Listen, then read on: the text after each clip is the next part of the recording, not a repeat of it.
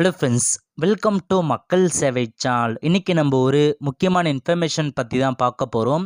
அதாவது தமிழ்நாடு அக்ரிகல்ச்சர் டிபார்ட்மெண்ட்லேருந்து சூப்பரான வேலையை இப்போ வந்து அறிவிச்சிருக்காங்க. இப்போ அந்த வேலைக்கு யார் யாரெல்லாம் அப்ளை பண்ணலாம், இதுக்கு தேவையான எலிஜிபிலிட்டி என்ன, இதை பற்றின மொத்த இன்ஃபர்மேஷன் தான் இந்த வீடியோ வந்து பார்க்க போகிறோம். இந்த வீடியோ ஸ்கிப் பண்ணாமல் ஃபுல்லாக பாருங்கள். அது மட்டும் அல்ல, இந்த வீடியோ நிறைய பேருக்கு ஷேர் பண்ணுங்க. ஃபஸ்ட் இந்த வெப்சைட் ஓப்பன் பண்ணிக்கோங்க. இந்த வெப்சைட்கான லிங்க்கை நான் டிஸ்கிரிப்ஷன் வந்து கொடுத்துட்றேன். தமிழ்நாடு அக்ரிகல்ச்சர் டிபார்ட்மெண்ட்லேருந்து உங்களுக்கான வேலையை இப்போ வந்து அறிவிச்சிருக்காங்க. அதாவது ஸ்டேட் ப்ராஜெக்ட் மேனேஜ்மெண்ட் யூனிட் இருக்குது பாருங்கள், அங்கேருந்து தான் ஒரு டெம்பரரி ஜாபாக வந்து கொடுத்துருக்காங்க. ஸோ நோட்டிஃபிகேஷனை பொறுத்திருக்கோம், இதான் உங்களுக்கான நோட்டிஃபிகேஷன். எந்தமான பதவியெலாம் கொடுத்துருக்காங்கன்னா, ஃபஸ்ட்டு பிஸ்னஸ் அனலைஸு கேட்டிருக்காங்க, 3 வேக்கன்சி கொடுத்துருக்காங்க. இதுக்கு நீங்கள் எம்பிஏ பாஸ் பண்ணவங்க அப்ளை பண்ணலாம். வித்து வந்து 5 இயருக்கான எக்ஸ்பீரியன்ஸ் வந்து கேட்டிருக்காங்க. ஏஜ் லிமிட்டை பொறுத்த வரைக்கும் 18 வயசுலேருந்து 45 வயசுக்குள்ளே இருக்கவங்க அந்த வேலைக்கு அப்ளை பண்ணலாம். அதுக்கப்புறம் ஃபினான்ஷியல் அனலிஸ்ட் கேட்டிருக்காங்க, ஒரு வேக்கன்சி கொடுத்துருக்காங்க. இதுக்கு நீங்கள் எம்பிஏல ஃபினான்ஸ் முடிச்சிருக்காங்க பாருங்கள், அவங்க அப்ளை பண்ணிக்கலாம். வித்து வந்து 10 இயருக்கான எக்ஸ்பீரியன்ஸ் வந்து கேட்டிருக்காங்க. பேங்கிங் செக்டாரில் 45 வயசுக்குள்ளே இருக்கவங்க அப்ளை பண்ணலாம். நெக்ஸ்ட் வந்து கிளரிக்கல் அசிஸ்டன்ட் வந்து கேட்டிருக்காங்க, 2 வேக்கன்சி கொடுத்துருக்காங்க. எனி டிகிரி முடித்தவங்க அப்ளை பண்ணிக்கோங்க. வித்து வந்து 3 to 5 இயர் வந்து கிளர்க்குக்கான எக்ஸ்பீரியன்ஸ் கேட்டிருக்காங்க. 40 வயசுக்குள்ளே இருக்கவங்க அப்ளை பண்ணிக்கலாம். நெக்ஸ்ட்டு ஹெல்ப் டெஸ்க் ஆப்ரேட்டர் கேட்டிருக்காங்க, 10 வேக்கன்சி கொடுத்துருக்காங்க. இதுக்கு நீங்கள் எனி டிகிரி முடித்தவங்க அப்ளை பண்ணலாம். வித்து வந்து 2 இயருக்கான எக்ஸ்பீரியன்ஸ் வந்து கேட்டிருக்காங்க. ஹெல்ப் டெஸ்கில் வந்து ஒர்க் பண்ணிட்டு இருக்கணும். அதேமாரி ஏஜ் லிமிட்டை பொறுத்த வரைக்கும் 35 வயசுக்குள்ளே இருக்கவங்க அப்ளை பண்ணலாம். நெக்ஸ்ட்டு டேட்டா என்ட்ரி ஆப்ரேட்டர் கேட்டிருக்காங்க, 2 வேக்கன்சி கொடுத்துருக்காங்க. இதுக்கு நீங்கள் பிஎஸ்சி கம்ப்யூட்டர் சயின்ஸ் முடிச்சிருக்காங்க பாருங்கள், அவங்க அப்ளை பண்ணலாம். வித்து 2 இயருக்கான எக்ஸ்பீரியன்ஸ் கேட்டிருக்காங்க. 35 வயசுக்குள்ளே இருக்கவங்க அப்ளை பண்ணிக்கோங்க. அதுக்கடுத்து டைப்பிஸ்ட் கேட்டிருக்காங்க, 2 வேக்கன்சி கொடுத்துருக்காங்க. இதுக்கு நீங்கள் வந்து பார்த்தா டைப்பிங் முடிச்சாயே வந்து போதுமானது.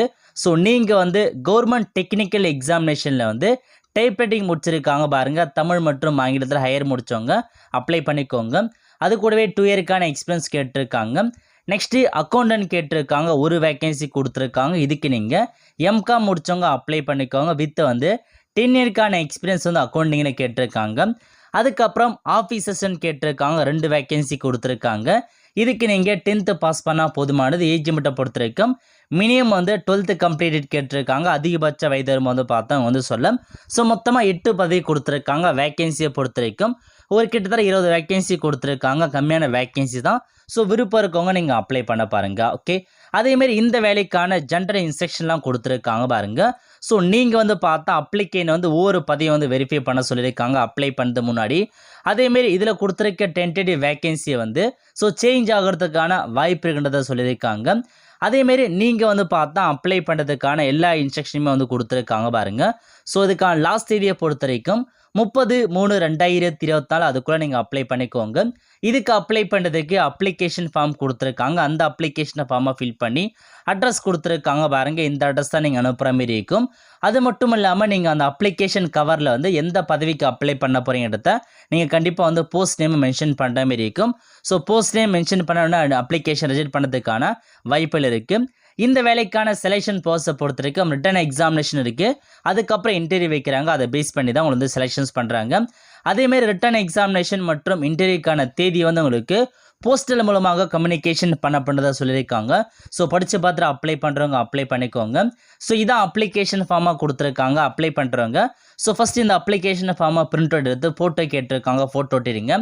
அதுக்கப்புறம் நீங்கள் எந்த பதவிக்கு அப்ளை பண்ண போகிறோம், அந்த பதவி நேம் என்ன, அதுக்கப்புறம் ஸோ உங்கள் நேம் என்ன, ஃபாதர் நேம் என்ன, ஜெண்டர் என்ன, டேட் ஆஃப் பர்த் என்ன, கேட்டிருக்க எல்லா இன்ஃபர்மேஷன்ஸுமே நீங்கள் தெளிவாக கைப்பட ஃபில் பண்ணுற மாதிரி இருக்கும். ஸோ ஃபில் பண்ணிட்டு உங்கள் சிக்னேச்சர் கேட்டிருக்காங்க, சிக்னேச்சரை போட்டு ஸோ டாக்குமெண்ட்ஸை பொறுத்த வரைக்கும் நார்மலாக வந்து பார்த்தா நீங்கள் எக்ஸ்பீரியன்ஸுக்கான டாக்குமெண்ட்ஸ் என்ன படிச்சிருக்கீங்களோ அதுக்கான எல்லா டாக்குமெண்ட்ஸ், உங்கள் ஆதார் கார்டு, ஜாப் சர்டிஃபிகேட், அந்த மாதிரி டாக்குமெண்ட்ஸ் எல்லாமே நீங்கள் வந்து பார்த்தா இந்த அப்ளிகேஷன் ஃபார்ம் கூடவே நீங்கள் ஸோ ஜெராக்ஸ் எடுத்து நீங்கள் செல்ஃப் அட்ரஸ் போய் அனுப்பி வைக்கிற மாதிரி இருக்கும். ஸோ லாஸ்ட் தேதிக்குள்ளே அவங்க சொல்லியிருக்க அட்ரஸுக்கு நீங்கள் அனுப்பி வச்சுருங்க. இதான் உங்களுக்கான இன்ஸ்ட்ரக்ஷன். இது வந்து பார்த்தா முழுக்க டெம்பரரி ஜாப் தான், பர்மனன்ட் ஜாப் கிடையாது. ஸோ உங்களுக்கு வில்லிங் இருக்கவங்க அப்ளை பண்ணுறவங்க தாராளமாக அப்ளை பண்ணிக்கோங்க.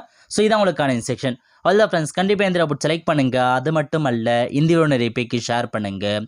அடுத்து ஒரு நிலையில் சந்திப்போம். நன்றி, வணக்கம்.